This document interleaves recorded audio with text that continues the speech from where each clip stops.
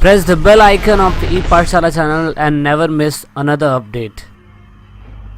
Hey guys, this is your Vijay here और बहुत बहुत स्वागत है दोस्तों अगेन आपका ई पाठशाला के चैनल पे। मेरा नाम विजय है और आप ई पाठशाला चैनल को देखना शुरू कर चुके हैं। तो दोस्तों, जैसे कि आप सभी को पता है कि हम लोग क्लास 12th की पॉलिटिकल साइंस पढ़ रहे हैं और दोस्तों ये इंडिया वाली बुक का चैप्टर नंबर 4 है। चैप्टर का नाम है भारत के विदेशी संबंध यानी कि इंडियाज़ एक्सटर्नल रिलेशन। इस पूरे चैप्टर का जो टॉपिक हमें समझने को मिलेगा वो हमें ये समझने को मिलेगा कि इन सभी चीज़ों की वजह से जो हमारे इंटरनेशनल कॉन्टेक्स्ट बेस पे जो रिलेशंस बन पाए थे, बाहरी संबंध बन पाए थे, उनको सही मायने में क्या आकार मिल पाया इन युद्धों की वजह से। साथ साथ हम ये भी जानने की कोशिश करेंगे जो विदेशी सिद्धांत हैं, जो विदेशी नीतियां हम बनाते हैं, जो फॉरेन पॉलिसीज़ हम बनाते हैं, वो किस ऑपरेशन प्रिंसिपल के बेस पे बने थे, है ना। एंड देन हम साथ में ये भी जानने की कोशिश करेंगे कि चीन के साथ, पाकिस्तान के साथ हमारे संबंध कैसे हैं, इतिहास में क्या बैकग्राउंड रहा था जिसकी वजह से हमारे संबंध जो है अब प्रेजेंट टाइम पे कैसे हो गए हैं, है ना। और उसके बाद लास्ट में हम ये जानने की कोशिश करेंगे कि जब न्यूक्लियर पॉलिसीज़ हमारी कंट्री के अंदर आई, जब इसका डेवलपमेंट हुआ तो उनकी स्थिति के अंदर क्या बदलाव आए। तो यानी कि all goes to, you can say that we talk about external relation with the country. ज़्यादा तो नहीं पढ़ पाएंगे इस पूरे चैप्टर के अंदर, लेकिन जितना है उतना मैं आपको बताने की कोशिश करूंगा, क्योंकि इतनी सारी कंट्रियां हैं, उनसे एक्सटर्नल रिलेशन हमारे कैसे हैं वो सारा इस चैप्टर के अंदर नहीं है, क्योंकि हमारे जो संबंध थे कहीं ना कहीं चाइना के साथ और कहीं ना कहीं पाकिस्तान के साथ खराब रहे थे।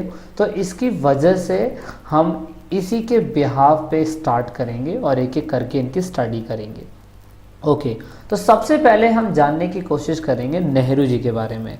तो आप सभी को पता है, इनके बारे में आपको बताने की ज़रूरत नहीं है। भारत के पहले प्रधानमंत्री हमारे जवाहरलाल नेहरू जी थे, जो सबसे इम्पॉर्टेंट उस समय में फॉरेन मिनिस्टर भी थे। तो फॉरेन मिनिस्टर ही जो होते हैं वही हमारे विदेशी संबंध जो है वो अच्छे बनाने की कोशिश करते हैं। तो आप सभी को पता है कि 1964 तक लगभग क्या कहते हैं ये अस्तित्व में थे, यानी कि इसके बाद इनकी डेथ हो गई थी। और उसके बाद ये जब तक शासन में आए थे 1946 से लेके 1964 तक, तो आप देख सकते हैं लगभग इतने टाइम का इनका शासन पीरियड रहा था। और सबसे इम्पॉर्टेंट चीज़, क्योंकि फॉरेन मिनिस्टर थे तो किसी भी देश के साथ कैसा रिलेशन होगा, कैसा रिलेशन नहीं होगा, वो कौन डिसाइड करेगा, वो जवाहरलाल नेहरू ही डिसाइड करेंगे। तो फॉरेन पॉलिसीज़ यानी कि एक्सटर्नल रिलेशन कैसे होंगे वो तो हमें जानने। तो इसके लिए क्या हुआ, इसके लिए भारत के पहले विदेश मंत्री ने 3 मुख्य उद्देश्य के साथ साथ विदेश नीति को आगे बढ़ाया। मतलब उन्होंने कहा कि अगर हमें दूसरे देशों के साथ संबंध बनाए रखना है तो भाई हमें फिर भी इन 3 चीज़ के ऊपर तो फोकस करना ही पड़ेगा। चाहे हम दूसरे देशों के साथ संबंध अच्छे बना पाए या ना बना पाए, लेकिन आज़ाद भारत अगर फॉरेन रिलेशन किसी के साथ बनाता है तो पूरी तरीके से इन 3 चीज़ों के ऊपर फोकस करेगा। तो you guys, you need to focus on this. Bharat की विदेश नीति के उद्देश्य क्या थे। जैसे आप सभी को पता है कि हमारा भारत देश 1947 के साथ आज़ाद हुआ था और हमने कोशिश यही करी थी कि हम अपनी सोवरेनिटी के ऊपर फोकस करें, यानी कि संप्रभुता को बनाए रखें, क्योंकि इतनी कड़ी मेहनत से हमने अपने देश का स्वतंत्रता प्राप्त करी है। तो संप्रभुता का मतलब होता है कि हम कभी भी अपने देश के अंदर ऐसा नहीं करें कि देश के फैसले लेने के लिए हमें दूसरे देशों पर डिपेंड होना पड़े। तो हम अगर कोई भी फॉरेन पॉलिसी बनाएंगे तो हम अपनी संप्रभुता को बनाए रखेंगे। तो ये सबसे इम्पॉर्टेंट है और इस पर फोकस आपको ज़रूर करना है। पहला पॉइंट ये था। दूसरा पॉइंट दोस्तों था टेरिटोरियल इंटीग्रिटी को बनाए रखना, यानी कि क्षेत्रीय अखंडता को बनाए रखना। कभी भी फॉरेन पॉलिसी ऐसी नहीं बनाई जाएगी जो एक टेरिटरी को फ़ायदा हो जाए, दूसरी टेरिटरी को नुकसान हो जाए, है ना। तो हम इस पे फोकस करेंगे। और तीसरा, लास्ट एंड सबसे फाइनल, कि हमें रैपिड इकोनॉमिक डेवलपमेंट करना है, यानी कि बहुत तेज़ी से आर्थिक विकास को बढ़ावा देना है। सभी राजनीतिक दल ये चाहते थे कि भारत को ना अमेरिका के विदेशी नीति का अनुसरण करना चाहिए, यानी कि यूएस की फॉरेन पॉलिसी को अपनाना चाहिए। क्योंकि अब सभी को पता है कि हमारे भारत देश की आज़ादी तो 1947 में हुई थी, लेकिन भाई यूएसए उस समय बहुत ही ज़्यादा शक्तिशाली था। और आपको पता है कि यूएसए ने उस समय में पूंजीवादी आइडियोलॉजी यानी कि कैपिटलिस्ट जो आइडियोलॉजी बोली जाती है वो अपना रखी थी। और बहुत से लोगों को लगता था कि हमें कैपिटलिस्ट आइडियोलॉजी ही अपनानी चाहिए। लेकिन दोस्तों, क्योंकि फॉरेन मिनिस्टर जो थे वो नेहरू जी थे, इसलिए उन्होंने कहा कि नहीं, हमें गुटनिरपेक्षता की नीति के माध्यम से अपना उद्देश्य प्राप्त करना चाहिए। यानी कि वो चाहते थे कि जो नेहरू जी थे वो चाहते थे कि नॉन अलाइंड मूवमेंट बना रहे, यानी कि वो दोनों खेमों से, चाहे वो यूएसएसआर हो और चाहे वो यूएसए हो, चाहे वो साम्यवादी विचारधारा के लोग हों और चाहे वो पूंजीवादी विचारधारा के लोग हों, हमें उनसे दूरी बनाए रखते हुए हमें भाई कहीं ना कहीं फोकस करना चाहिए। किस पे? हमें फोकस करना चाहिए अपने गुटनिरपेक्ष पे। तो ये सबसे इम्पोर्टेंट था जो नेहरू जी का डिसीजन था, आप देख सकते हैं। इसीलिए भारत ने ज्ञान संरेखण की नीति का विकल्प चुना। भारत ने कहा कि भैया हमसे इन्हें दूरी बनाए रखनी है। आज़ाद भारत के बाद विदेश नीति का सबसे अहम मुद्दा था शांतिपूर्ण सपने का, कि भाई उन्होंने कहा कि हमें शांतिपूर्ण सपना बनाए रखना है। इसीलिए उन्होंने 2 पावर ब्लॉक से दूरी बनाए रखी। कौन से 2 पावर ब्लॉक? आपको समझ में आ गया होगा। 2 पावर ब्लॉक वही है जिनकी मैं बात कर रहा था, वो थे हमारे यूएसए और यूएसएसआर। इनसे दूरी बनाए रखी। उन्होंने कहा कि अगर हम इनके साथ अपना रिलेशन बनाएंगे, तो आपको याद होगा पहले चैप्टर में आपने जब कोल्ड वॉर वाला चैप्टर पढ़ा था तो उसमें बताया गया था कैसे छोटे देशों का मिसयूज़ करते हैं पावरफुल ब्लॉक, है ना। पावरफुल कंट्रियाँ जो होती है वो कहीं ना कहीं छोटे देशों का मिसयूज़ करती है। इसीलिए छोटे देश या डेवलपिंग कंट्री उनका मिसयूज़ ना हो, इसलिए नेहरू जी ने कहा कि भैया इनसे दूरी बनाए रखो। लेकिन शीत युद्ध के तनाव को कम करने की कोशिश की गई। ये बहुत अच्छी प्लस पॉइंट थी, क्योंकि अब सभी को पता है कि उस समय पे यूएनओ ने शांति अभियान चला रखा था और उस समय पे हमें भाई पीस कीपिंग ऑपरेशन चलाना है। मतलब सभी ह्यूमन रिसोर्स का जो कंट्रीब्यूशन था वो यही रहा कि हमें पीसफुल रहना है। अगर क्योंकि यूएसएसआर और यूएसए में लड़ाई हो गई तो कहीं ना कहीं पूरा विश्व खत्म हो सकता है। हमने क्या करा? हमने गुटनिरपेक्ष की स्थापना कर दी। दोस्तों, गुटनिरपेक्ष की स्थापना तो वैसे तो सितंबर में हुई थी, सितंबर 1961 के अंदर हुई थी, लेकिन इसका बैकग्राउंड ना कहीं 1955 में ही स्टार्ट हो गया था।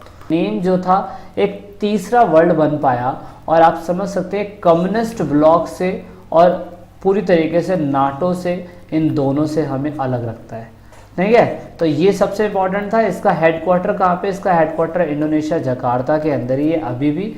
और इंडोनेशिया जकार्ता के अंदर अभी भी क्या कहते हैं 120 कंट्री जो है इसकी मेंबर बनी हुई है और 17 इसकी ऑब्जर्विंग मेंबर है। इसका सालाना बजट भी आता है, इसकी मीटिंग्स भी होती है और जो इसके फैमिली मेंबर्स हैं वो मीटिंग करते हैं। तो आप देख सकते हैं कि कैसे इसकी शुरुआत हुई। इसके फाउंडिंग मेंबर जो थे आप देख सकते हैं कौन कौन था। जवाहरलाल नेहरू जी थे, सुकर्नो थे और इसके अब्दुल नासिर थे और घाना के पहले प्रेसिडेंट थे जोसेफ ब्रेस टिटो थे। ये फाउंडिंग कंट्री थी और इसकी वजह से आप देख सकते हो, ये सब आपने पहले ही देख लिया था कि कैसे फिर युगोस्लाविया के अंदर मीटिंग हुई थी। युगोस्लाविया है, इसके अंदर मीटिंग हुई थी। बेलग्रेड सम्मेलन जिसे बोला जाता है, बेलग्रेड शिखर सम्मेलन बोला जाता है इसे। और सितंबर 1961 के दिन हमने नेम की स्थापना कर दी। तो ये काफ़ी कामयाब रहा और हमने अच्छा रिलेशन बनाया और इनसे हमारी फॉरेन पॉलिसीज़ बहुत अच्छी चली।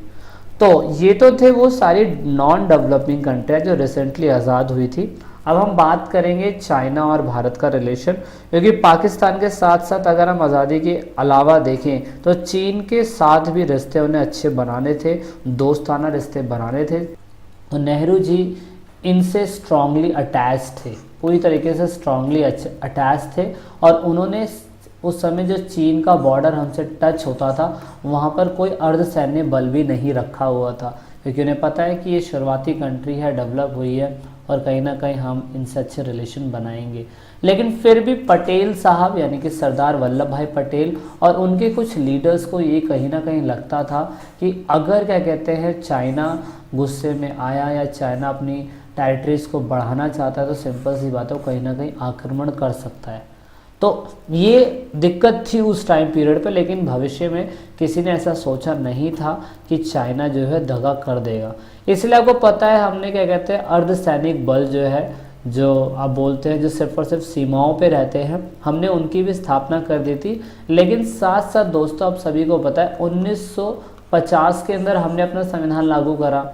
1951 या 52 के अंदर हमारा चुनाव खत्म हो गया था।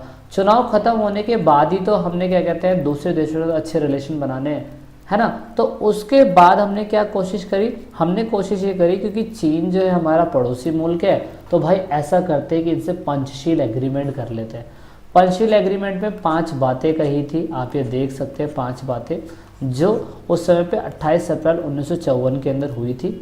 बुकों के अंदर 19 अप्रैल लिखा हुआ है, 28 अप्रैल के दिन इसकी बात करी गई थी, याद रखना। लेकिन अगर आपको पेपर में लिखना है दोस्तों तो आप यही लिखोगे कि 29 अप्रैल 1954 के दिन भारत और चीन के जो बड़े बड़े प्रीमियर थे, यानी कि भारत के प्रधानमंत्री जवाहरलाल नेहरू और चीन के मुख्य जू एन लाई जिन्हें बोलते हैं चाउ एन लाई, उन्होंने साइन करे।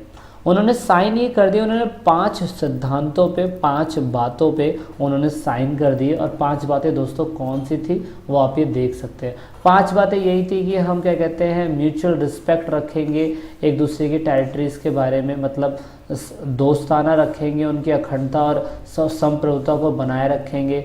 और उसके साथ साथ हम उनसे क्या कहते हैं कोई भी उनका म्यूचुअल इंटरफेरेंस नहीं करेंगे, मतलब जो उनके देश में जो भी प्रॉब्लम चल रही है हम उसमें इंटरफेरेंस नहीं करेंगे। हम आपस में अच्छे रिलेशन बनाने की कोशिश करेंगे और उसके बाद हम एक दूसरे के प्रति क्या कहते हैं गुस्सा नहीं होंगे और साथ साथ हम शांतिपूर्ण देश बने रहेंगे। तो ये हमने पंचशील एग्रीमेंट उनके साथ कर लिए थे। लेकिन दोस्तों हमारे को हमेशा चीन से प्रॉब्लम रही है।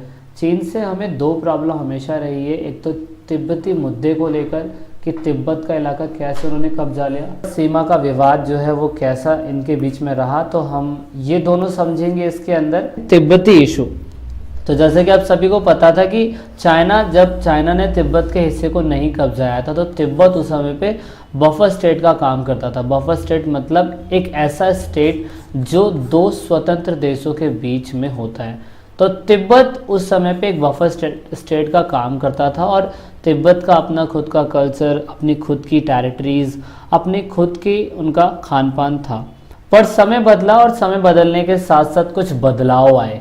बदलाव में आप देखेंगे कि चाइना ने 1950 के अंदर तिब्बत के हिस्से पर अपना नियंत्रण कब्जाने की कोशिश करी।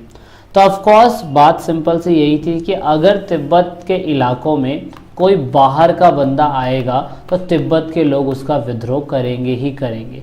तो तिब्बत के लोगों ने ऑफ कोर्स इसका अपोज करा, इसका विद्रोह करा और तिब्बत के लोगों ने ज़्यादातर लोगों ने जो कब्जाया गया था चाइना के द्वारा तिब्बत के इलाके को, ये बिल्कुल ही गलत था और एज यूजुअल ये गलत ही था। तो इसकी वजह से क्या हुआ, इसकी वजह से ये हुआ कि भारत जो एक शांति प्रिय देश था उसने यही कोशिश करी कि वो तिब्बती मसले को शांतिपूर्ण तरीके से हल करने की कोशिश करे। देन क्योंकि 1954 के अंदर, क्योंकि हमने 1954 के अंदर आपको पता है कि इंडिया और चाइना ने पंचशील एग्रीमेंट किया हुआ था। इंडिया और चाइना ने पंचशील एग्रीमेंट करा था और पंचशील एग्रीमेंट में इंडिया ने और चाइना ने एक कस्में खाई थी कि वो कभी भी एक दूसरे के आंतरिक मामलों में इंटरफेरेंस नहीं देंगे, यानी कि जो उनके इंटरनल्स मामले होते हैं, जो उनके इंटरनल्स पॉलिसीज़ होती है उसमें कभी भी इंटरफेरेंस नहीं देगा इंडिया। तो एज यूजुअल इसकी वजह से, पंचशील एग्रीमेंट की वजह से 1954 में आप देखेंगे कि तिब्बती मसले पर चाइना के ऊपर उसने उसका स्वीकार कर लिया दावा और ये कहा कि हाँ भाई तिब्बत का जो मसला है वो चाइना ही सॉल्व कर सकता है, उसमें इंडिया का कुछ लेना देना नहीं है। 1956 के अंदर तिब्बत के जो आध्यात्मिक गुरु हैं, जो उधर के राजा भी बोले जाते दलाई लामा, उन्होंने स्थिति बिगड़ने की वजह से, तिब्बत के लोगों की स्थिति बिगड़ने की वजह से उन्होंने नेहरू को सूचित करा। उन्होंने बताया कि भाई ये सब जो तिब्बत की जो कल्चर है, तिब्बत का जो रहन सहन है, खान पीन है, वो कहीं ना कहीं चाइनीज़ कल्चर के अंदर कन्वर्ट होता जा रहा है, जो तिब्बत के लोगों को भी अच्छा नहीं लग रहा और ख़ासकर तिब्बत के जो धार्मिक नेता दलाई लामा है उनको भी अच्छा नहीं लग रहा, क्योंकि तिब्बत की स्थिति जो है बिगड़ती जा रही है, तिब्बत के अंदर आए दिन विद्रोह हो रहे हैं, है ना। तो इसी वजह से पूरी तरीके से फिर फाइनली तिब्बत के अंदर जो नेहरू जी थे वो गए और तिब्बत के मामले के लिए उन्होंने कहा कि ठीक है वो चाइना से बात करेंगे, और चाइना ने फिर फाइनली तिब्बत के लोगों को एक छोटी सी रजामंदी दी। उन्होंने ये कहा चाइना के लोगों ने कि ठीक है तिब्बत के लोगों को हम सिर्फ और सिर्फ उनकी जो कल्चर है, जो उनकी संस्कृति है, वो बनाने का मौका दे सकते हैं। यानी कि चीन जो था वो तिब्बत को छोड़ना नहीं चाहता था, तिब्बत को कब्जा के चीन रखेगा, लेकिन तिब्बत के अंदर जो कल्चर है वो कभी खराब होने नहीं देगा। यानी कि तिब्बत के जो लोग हैं, जिस गुरु को, जिस देवता को, जिसकी पूजा करते हैं वो उसकी पूजा करे, उनको चीन के लोगों को कोई दिक्कत नहीं है। तो इस तरीके से चाइना का जो मसला था वो नेहरू की बात भी रखी गई और चाइना ने अपनी बात भी रखी, लेकिन क्योंकि तिब्बत के लोगों को ये पसंद नहीं था, इसीलिए 1958 में आप देखेंगे कहीं ना कहीं तिब्बत के लोगों ने चाइना के खिलाफ विद्रोह छेड़ दिया। तो तिब्बत के लोगों ने सशस्त्र विद्रोह कर दिया। आप देखते हैं आर्म्स अपराइजिंग हो गई, और चाइना के लोगों के पास वैसे इतनी बड़ी फोर्स थी, 1958 तक तो काफ़ी बड़ी फोर्स आ चुकी थी उनके पास, और तिब्बत के लोगों के पास ज़्यादा सेना नहीं थी। इसकी वजह से आप देखेंगे कि चाइना की जो फोर्स थी उसने तिब्बत के जितने भी रेबेलियंस थे, अपोज करने वाले लोग थे, उन सबको दबा दिया। अब क्योंकि हमारा भारत देश अति देवो भव है, यानी कि कोई भी आउटसाइडर हमारी कंट्री के अंदर आता है तो हम उसे शरण देते हैं, तो इतनी खराब स्थिति होने की वजह से तिब्बत के कुछ लोगों को माइग्रेट होना पड़ गया। तिब्बत जो पूरी तरीके से इतने सालों से अपनी संस्कृति के लिए जाना जाता था, उसने भारत के अंदर शरण मांगी। दलाई लामा जो वहाँ के धार्मिक गुरु थे, उन्होंने राजनीतिक शरण मांगी, किसकी, वहाँ पे रहने की, किससे, जवाहरलाल नेहरू जी से। तो दलाई लामा ने उस समय भारत के अंदर आए वो, और भारत के अंदर उन्होंने धर्मशालाएं बनाई और अपने घर बनाए वहाँ पर, और उनके बहुत सारे फॉलोवर्स, यानी कि आप कह सकते हैं कि उस समय पे बहुत सारे फॉलोवर्स जो थे दलाई लामा के साथ ही भारत के अंदर आके बस गए थे। तो वो जो भारत के अंदर आके बसे वो हिमाचल प्रदेश के अंदर आके बसे, और कुछ तिब्बत के लोगों ने उस समय पे कुछ और इलाकों में अपनी शरण ली, और हमारे जो इलाके के जो बहुत सारे लीडर्स थे उन्होंने इसका सपोर्ट करा, लेकिन चाइना ने इसका विद्रोह कर दिया। वो क्यों? क्योंकि कहीं ना कहीं तिब्बत का जो मामला था ना वो उनके अपना इंटरनली था, और उसमें इंडिया इंटरफेस कर रहा है, इंडिया उसके अंदर कहीं ना कहीं अपनी हुकूमत दिखाने की कोशिश कर रहा है, और तिब्बत के धर्म गुरुओं को इंडिया शरण दे रहा है। तो सिंपल सी बात है, चाइना इस चीज़ के बिल्कुल खिलाफ था। तो इस तरीके से आपने देखा कि तिब्बत की जो फिलॉसफी थी, तिब्बत की जो प्रॉब्लम थी वो क्या थी, और तिब्बत के लोगों की हम लोगों ने कैसे मदद करी, है ना। तो ये तिब्बत के बारे में था। अब हम आगे देखेंगे कि चाइना ने हमारे पर वॉर क्यों किया। दोस्तों, अब सीमा विवाद से रिलेटेड डिस्प्यूट हम पढ़ेंगे जो चाइना का हमारे साथ था। तो अगर हम हिस्ट्रिकल बैकग्राउंड जानने की कोशिश करें इसका, तो कहीं ना कहीं अगर आप देखेंगे तो जब चाइना के लोगों ने तिब्बत के हिस्से को कब्जा लिया, तिब्बत के इंटरनली और आउटर हिस्से को कब्जा लिया, तो उसके बाद उनकी जो सीमा थी ना, उनकी जो बाउंड्रीज थी, वो कहीं ना कहीं भारत से टच होने लग गई। और जब भारत से टच होने लग गई तो हमें यही प्रॉब्लम सताने लग गई कि भाई हमारी जो लैंड बाउंड्रीज है उसमें हमें आर्मी स्टैंड करनी पड़ेगी, नहीं तो क्या कहते हैं, चाइना जो है हमारे इलाके को भी अपना इलाका बोलने लगेगा। क्यों? क्योंकि वैसे भी इन लोगों ने शुरुआत से ही साम्राज्यवाद की नीति अपना रखी थी। आप सभी को पता है, इन लोगों को अपनी लैंड बाउंड्रीज बढ़ाने का बहुत ज़्यादा मन करता था। इसकी वजह से आप कह सकते हैं कि कहीं ना कहीं चाइना का डिस्प्यूट हमारे से हुआ और हमारी लैंड बाउंड्रीज का इशू हुआ। कैसे? आप देखेंगे चाइना के लोगों ने क्या करा। चाइना के लोगों ने उस शुरुआती समय पे चीन के जम्मू के अंदर लद्दाख का जो हिस्सा है उसके अंदर जो अक्साई चीन है उसको, और साथ में अरुणाचल प्रदेश का जो नेफा का इलाका है उसको, और ऐसे बहुत छोटे छोटे इलाके जो थे उसमें कहीं ना कहीं चाइना के लोगों ने ये कहना कोशिश कर दिया कि ये वाला इलाका भी कहीं ना कहीं हमारा ही है। क्योंकि इतिहास के अंदर अगर पास्ट में जाएंगे आप तो उस समय पे तो लैंड बाउंड्रीज तय हो नहीं पाई थी, और जब लैंड बाउंड्रीज तय नहीं हो पाई थी तो आप देखिए कि कहीं ना कहीं अब चाइना इसका मिसयूज़ कर रहा है, और चाइना तिब्बत का इलाका कब्जाने के बाद उसकी सीमाएं हमारे से टच हो गई थी, और इसकी वजह से अब वो ये भी क्लेम करने लग गया कि अक्साई चिन और अरुणाचल प्रदेश के अंदर जो नेफा का इलाका है वो भी कहीं ना कहीं इनका ही है। तो क्योंकि आपको पता है कि उस समय पे कहीं ना कहीं जो जम्मू एंड कश्मीर और हिमाचल प्रदेश के जो इलाके थे वो इसने दावेदारी ठोकनी चालू कर दी, और ये लगभग 1959 के बाद ही हुआ। क्यों? क्योंकि उसके बाद हमारे जो संबंध थे उनसे ख़राब हो चुके थे, क्योंकि तिब्बत के कुछ धर्म गुरुओं को हमने अपने भारत में शरण दे दी थी, है ना। और इवन सबसे बुरा तो जब हुआ जब अक्साई चिन के अंदर यानी कि जो लद्दाख के अंदर है, उन्होंने कहीं ना कहीं एक जो राजनीतिक सड़क थी, स्ट्रैटेजिकल रोड बना दिया रणनीति के बेस पे कि ये इलाका हमारा है, और चाइना के लोगों ने वहाँ पर सड़कें भी बनानी चालू कर दी। तो ये डिस्प्यूट बहुत तगड़ा था, लंबी चौड़ी सड़कें बनी, और ये जो मसला था ना ये बातचीत से भी सॉल्व नहीं हो सकता था। दोनों देशों के बीच में सेना की झड़प होने लग गई, और कहीं ना कहीं इस झड़प ने, इस लड़ाई ने ही वॉर का रूप ले लिया। और वॉर आप देखेंगे 1962 के अंदर चीनी आक्रमण हुआ, और हमें पता भी नहीं था कि चाइना के लोग हमसे आक्रमण करेंगे, क्योंकि आप सभी को पता है कहीं ना कहीं हम सभी लोगों ने 1954 के अंदर पंचशील एग्रीमेंट करा था, और पंचशील एग्रीमेंट के तहत तो यही था कि कोई भी देश एक दूसरे के इंटरनल मामलों में अफेयर में आएगा नहीं, और ना ही एक दूसरे से युद्ध लड़ेगा, शांति बनाए रखेगा। लेकिन दोस्तों चाइना ने कहीं ना कहीं ये संधि जो थी पंचशील एग्रीमेंट वो तोड़ दी, और उन्होंने 1962 के अंदर लद्दाख और अरुणाचल प्रदेश के इलाकों में इन लोगों ने हमला करना चालू कर दिया। China attack at the both front, आप देखेंगे अखबार की कटिंग है ये, और इससे क्या कहते हैं हमारे रिलेशन ख़राब हुए। और 20 अक्टूबर 1962 के टाइम पे आप देखेंगे मैकमोहन लाइन जो थी हमने खींची थी उस पर अटैक हुए अरुणाचल प्रदेश में, और यहाँ अक्साई चिन जो है इधर पे अटैक हुए। इन दोनों फ्रंटियर्स पे अटैक हुए, और इसकी वजह से हमारे रिलेशन ख़राब हो गए। और आप देखेंगे 20 अक्टूबर को इन लोगों ने अटैक करना स्टार्ट करा, और शुरुआती एक हफ्ते के अंदर इन्होंने नेफा और उसके बाद अक्साई चिन के इलाकों को कब्जाने की कोशिश करी, और खुद ही 31 नवंबर के दिन युद्ध विराम बोल दिया। तो आप देखेंगे कहीं ना कहीं असम के इलाकों तक भी इनकी जिनकी जो चाइना की जो आर्मी थी वो पहुंच गई थी। तो 1962 के युद्ध के परिणाम के बाद भारत का और देश विदेश में भारत की छवि जो थी वो आप देख सकते हैं कितनी ज़्यादा बुरी हो गई थी। भारत का जो राष्ट्रीय अपमान हुआ, मतलब जो चाइना ने संधि तोड़ दी, वो बहुत बुरा हुआ। और उसके साथ साथ आप ये भी देखेंगे कि कहीं ना कहीं जब ये लड़ाई हुई थी तो उस समय पे जितने भी मिलिट्री के टॉप ऑफिसर थे उन्होंने अपना रिज़ाइन दे दिया और रिटायर हो गए।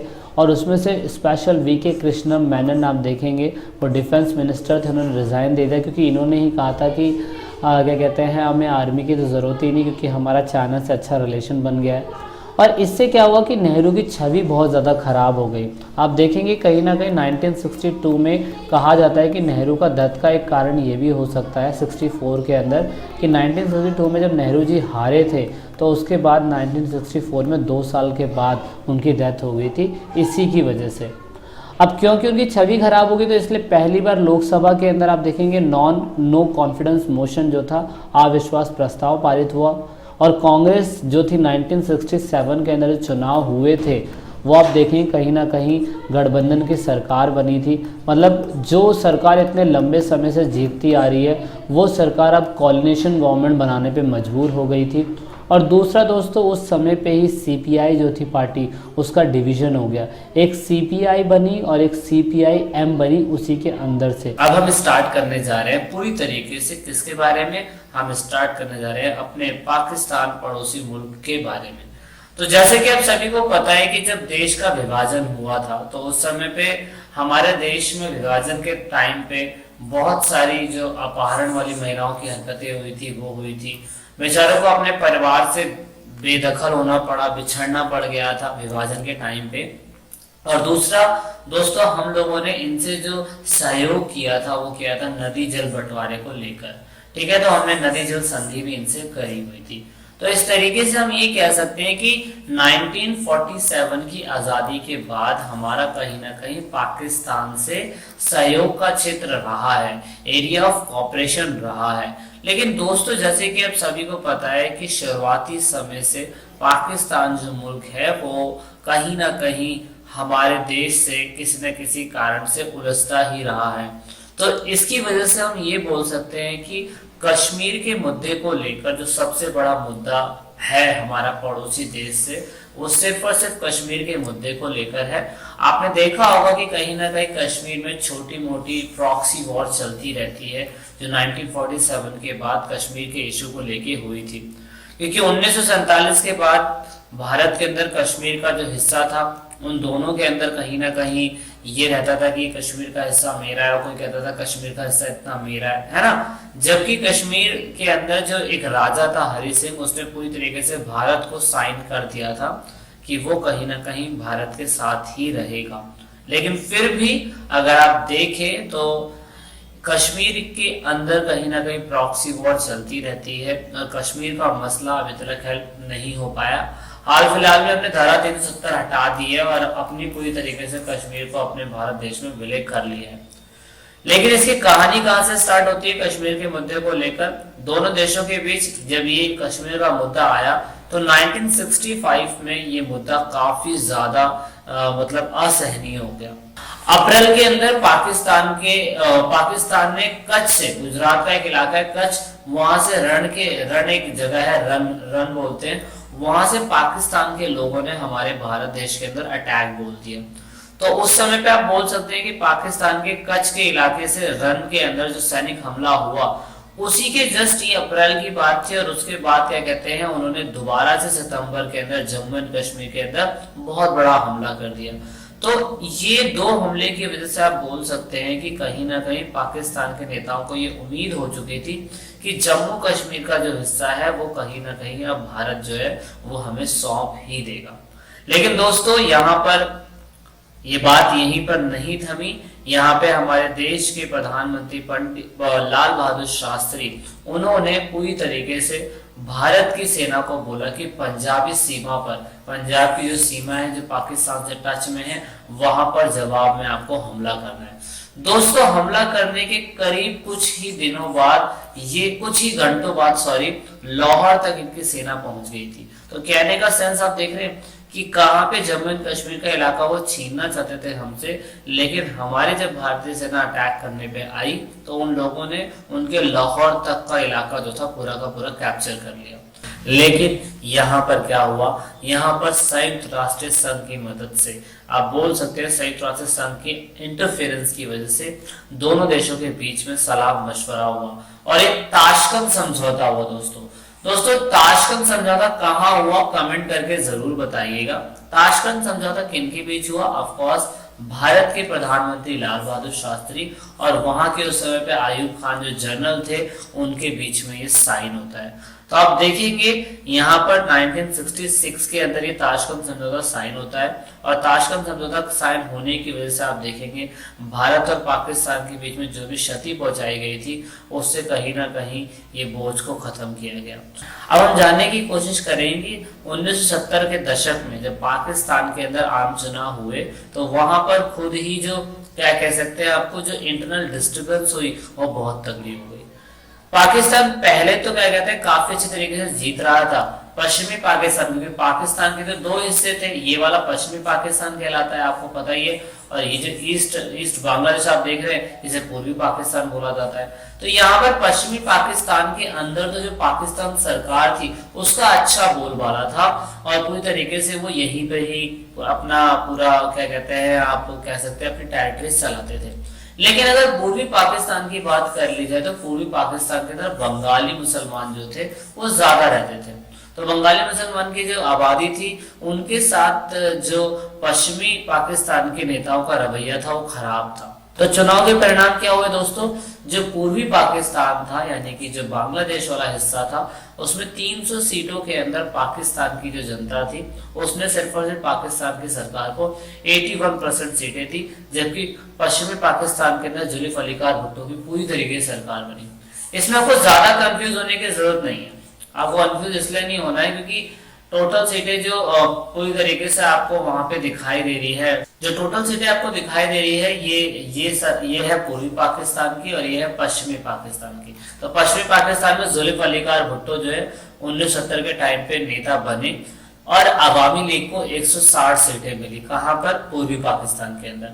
और वहां पर कौन नेता बने? मुजीबुर रहमान। मुजीबुर रहमान दोस्तों जो बांग्लादेश के मुसलमान थे उन्होंने पूरी तरीके से इनको पसंद किया, यानी कि जो हुकूमत चलाने वाले लोग थे वो पूरी तरीके से वेस्ट पाकिस्तान के अंदर रहते थे और वो ईस्ट पाकिस्तान के लोगों को कुछ नहीं समझते थे। और जबकि ईस्ट पाकिस्तान के अंदर मुजीबुर रहमान जो है उसकी सरकार चुन के आई, लेकिन फिर भी दोस्तों पाकिस्तान के जनरल थे क्या कहते हैं जुल्फिकार भुट्टो, उन्होंने ये लोकतांत्रिक फैसला स्वीकार नहीं करा और इसकी वजह से क्या कहते हैं बांग्लादेश के अंदर वॉर छिड़ गया। तो आप समझ सकते हैं वॉर छिड़ने का एक कारण क्या हो गया, क्योंकि वॉर छिड़ने का एक कारण इसलिए हो गया क्योंकि 1971 के अंदर जो पाकिस्तान की सेना थी यानी कि शेख मुजीबुर रहमान उनको गिरफ्तार कर लिया गया। तो उनको गिरफ्तार क्यों करा गया? जबकि क्या कहते हैं वो तो चुनाव जीते है ना, और अगर वो चुनाव जीते हैं तो सिंपल सी बात है उनको सत्ता देनी चाहिए, लेकिन यहाँ पर सत्ता नहीं दी गई। शेख मुजीबुर रहमान को उस समय पे जेल के अंदर बंद कर दिया गया। तो इसकी वजह से, इसके जवाब की वजह से जो बांग्लादेश था, जो अब बांग्लादेश से पहले पूर्वी पाकिस्तान था, उन्होंने पूरी तरीके से पाकिस्तान से मुक्त कराने के लिए, पाकिस्तान से आजादी पाने के लिए इन्होंने अपने ही देश के अंदर युद्ध छेड़ दिया। और आप सभी को पता है जब युद्ध छेड़ दिया तो पूरी पाकिस्तान के अंदर पूरी तरीके से, जैसे आप ईस्ट पाकिस्तान कहते हैं, वहां पर रीजन ऑफ टेरर हो गया। रीजन ऑफ टेरर का मतलब था आतंक का एक राज्य, मतलब जहां पर जनता जो है पाकिस्तान की सरकार के खिलाफ होगी, पाकिस्तान की गवर्नमेंट के खिलाफ होगी, क्योंकि पाकिस्तान की गवर्नमेंट जो है दोस्तों गलत काम कर रही है, जो शेख मुजीबुर रहमान को कहीं ना कहीं सत्ता पे आने नहीं दे रही है। इसलिए पूरी पाकिस्तान के लोगों ने क्या कहा, उन्होंने मुक्ति संघर्ष चलाया, जिसे आप लिबरेशन स्ट्रगल बोलते हैं, ये उन्होंने चलाया और कहा कि भैया हमें अपने खुद का देश बनाना है, अपनी खुद की सरकार बनानी है। अब क्योंकि जब 1971 के अंदर बांग्लादेश के लोगों ने जो छेड़ दिया तो आप सभी को पता है इनकी सीमा हमारे भारत देश से टच में है, तो बहुत सारे शरणार्थी जो है हमारे भारत देश के अंदर आए। तो 80 लाख से भी अधिक शरणार्थी आप देखेंगे भारत देश के अंदर आए और भारत देश को 80 लाख शरणार्थियों का, रिफ्यूजीज का, जो माइग्रेट होकर हमारे भारत में आए, उन लोगों का बोझ झेलना पड़ा। अब क्योंकि पाकिस्तान के लोगों को सबक सिखाना था, इसकी वजह से भारत ने कहीं ना कहीं बांग्लादेश के मुसलमानों का साथ दिया और उन्होंने उस समय पे भारत में स्वतंत्रता संग्राम के जितने भी लोग थे उनको कहीं ना कहीं समर्थन देने की कोशिश करी। समर्थन देने की वजह से आप देखेंगे कि यूएसएसआर जो था उसका समर्थन इंडिया को मिला और उसने 1971 के अंदर पूरी तरीके से जब युद्ध लड़ा तो उसने क्या कहते हैं युद्ध जीता। और पाकिस्तान का साथ देने वाले कौन थे? अमेरिका और चीन, उनका समर्थन मिला था दोस्तों इनको, लेकिन फिर भी पाकिस्तान जो था वो हार गया। अब इसके बारे में डीपली जो पढ़ोगे आप आने वाले चैप्टर के अंदर पढ़ लोगे, लेकिन मैं आपको बताना चाहता हूँ दिसंबर के अंदर ये दिसंबर 1971 के अंदर चुनाव जीत लिए गए और यहाँ पे पूरी पाकिस्तान का जो समर्थन मिला वो भारत को मिला और यहाँ पर भारत और पाकिस्तान के बीच फिर से बड़े पैमाने पर युद्ध छिड़ गया।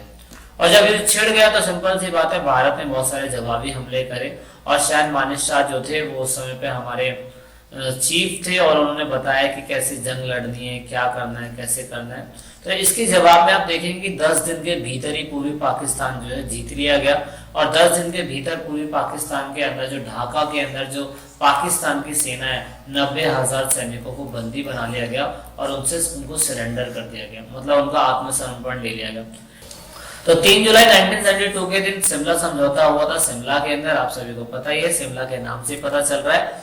युद्ध के परिणाम ये हुए कि बांग्लादेश के अंदर नई सरकार बनी और हमारी राष्ट्रीय गौरव का जो एक कह सकते हैं कि हमारा इंटरनेशनल लेवल पर बहुत ज्यादा हम फेमस हो गए, है ना। और इसका इंदिरा गांधी को स्पेशल फायदा हुआ, वो आप आगे चैप्टर में देखोगे। इंदिरा गांधी की लोकप्रियता बहुत ज्यादा बढ़ गई, जैसे मोदी की लोकप्रियता बढ़ गई थी क्योंकि मोदी जी ने इस टाइम पीरियड पे अभी क्या कहते हैं पाकिस्तान के अंदर सर्जिकल स्ट्राइक करी थी, इसी वजह से मोदी जी फेमस हो गए। और कई राज्यों की विधानसभा सरकार के अंदर आप देखेंगे कि बहुत इन्हें तगड़ी जीत मिली। आप सभी को पता है कि हमारे भारत देश के आसपास के इलाकों में हमारी जो इतने सारे शत्रु बन गए थे, दुश्मन बन गए थे, जैसे चाइना हो गया और पाकिस्तान हो गया, क्योंकि हमने इनसे युद्ध लड़ा था और कहीं ना कहीं हमें ये नुकसान भी पहुंचा सकते थे। तो इसीलिए नेहरू जी ने शुरुआती समय से ही अहम भूमिका निभाई थी, क्योंकि आप सभी को पता है कि 1947 के टाइम के बाद से ही नेहरू जी एक करिश्माई नेता के रूप में थे और इन्होंने काफी दूर दराज की सोच ही हुई थी। So that is why Nehru ji ने एक इनिशिएट स्टेप लेने की कोशिश करी। जैसे उन्होंने कहा कि हम लोग परमाणु ऊर्जा बनाने की कोशिश करेंगे और हमारा मेन उद्देश्य सिर्फ पीसफुल पर्पस के लिए होगा। हम कभी भी इसको युद्ध के समय इस्तेमाल करने की कभी भी कोशिश नहीं करेंगे। ठीक है, तो ये बहुत इंपॉर्टेंट था। दूसरा, उन्होंने यही कहा कि अगर वो पूरे तरीके से क्या कहते हैं, जितने भी यूनिवर्सल जिन लोगों के पास अगर मिसाइलें हैं, न्यूक्लियर वेपन्स हैं, तो उन सभी से निवेदन करना चाहते हैं कि वो सभी उन सभी को पूरी तरीके से नष्ट कर दे। तो क्योंकि भारत भी उस समय पे बहुत तेजी से साइंस और टेक्नोलॉजी के अंदर बढ़ रहा था और मॉडर्न इंडिया बहुत तेजी से ग्रो हो रहा था। 1971 के टाइम के बाद भारत के अंदर बहुत ऊंच नीच भारत को देखने को मिली, पर नेहरू जी दूर दराज की दृष्टि वाले, उन्होंने कहा कि भाई हमें भी कहीं ना कहीं परमाणु ऊर्जा डेवलप करनी पड़ेगी जिस तरीके से और देशों के पास है, क्योंकि इसकी शुरुआत होमी जहांगीर भाभा के टाइम से हो चुकी थी, लगभग 1940 के टाइम पीरियड से।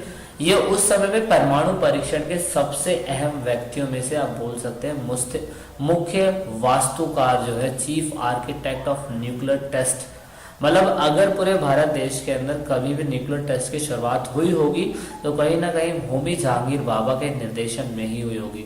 इनका भी सेम यही उद्देश्य था कि वो परमाणु ऊर्जा बनाना चाहते हैं, अणु ऊर्जा बनाना चाहते हैं, पर पीसफुल पर्पस के लिए, क्योंकि इससे पहले और भी देशों ने, हमारे आसपास के देशों ने परमाणु परीक्षण कर लिए थे।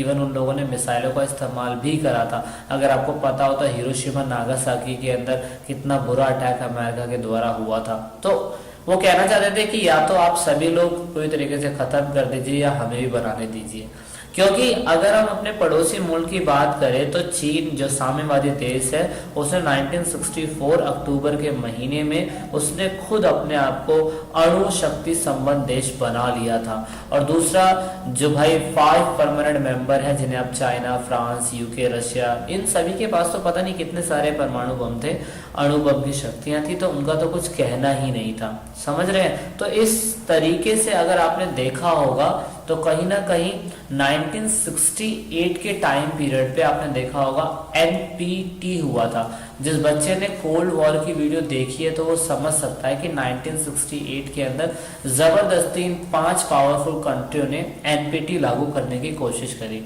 ये कहा गया कि जिन कंट्री के पास परमाणु शक्ति है सिर्फ अब उन्हीं कंट्री के पास रहेगी, जबकि क्या कहते हैं जिन कंट्रियों के पास परमाणु शक्ति नहीं है वो कंट्री अब परमाणु ऊर्जा नहीं बना सकती। तो कहीं ना कहीं ये पूरी तरीके से भारत के खिलाफ था। इसीलिए भारत ने इस संधि को बोला कि ये संधि तो बहुत बुरी है।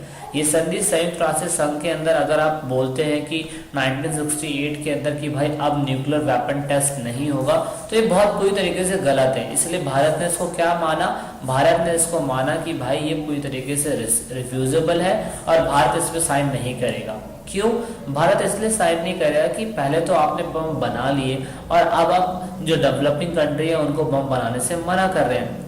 तो दोस्तों ये पूरी तरीके से गलत था। इसीलिए हमने मई 1974 में बुद्धा मुस्कुराते हैं इन द सेंस सबसे पहले हमने अपने भारत देश का परमाणु परीक्षण टेस्ट किया। दोस्तों ये इंदिरा गांधी के टाइम पे हुआ था, याद रखिएगा। आपको कमेंट करके मुझे ये बताना है कि फर्स्ट न्यूक्लियर टेस्ट हुआ कहाँ पे था, कौन से स्टेट में हुआ था, कौन से गांव में हुआ था। ज़रूर बताइए, इन्फॉर्मेशन ज़रूर इकट्ठा करिए, क्योंकि ये बहुत अहम हिस्सा था। भारत भी अब अणु संपन्न देश बन चुका था और भारत पूरी तरीके से बताना चाहता था कि हम इससे पहले परमाणु ऊर्जा बना सकते थे, लेकिन हमने नहीं बनाया। ये सिर्फ और सिर्फ हमने इसलिए बनाया है कि शांति प्रिय देश है ये।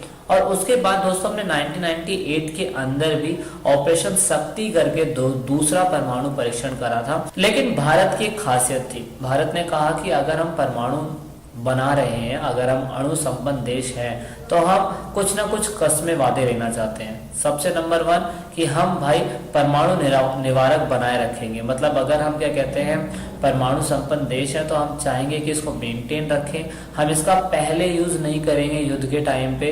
और दूसरा, अगर आप चाहते हैं कि जिन जिन कंट्री के पास परमाणु ऊर्जा देश कंट्री है, तो वो कभी भी यूएस पॉलिसीज, जो यूएन की पॉलिसी है दोस्तों, उसके खिलाफ कभी नहीं जाएंगे।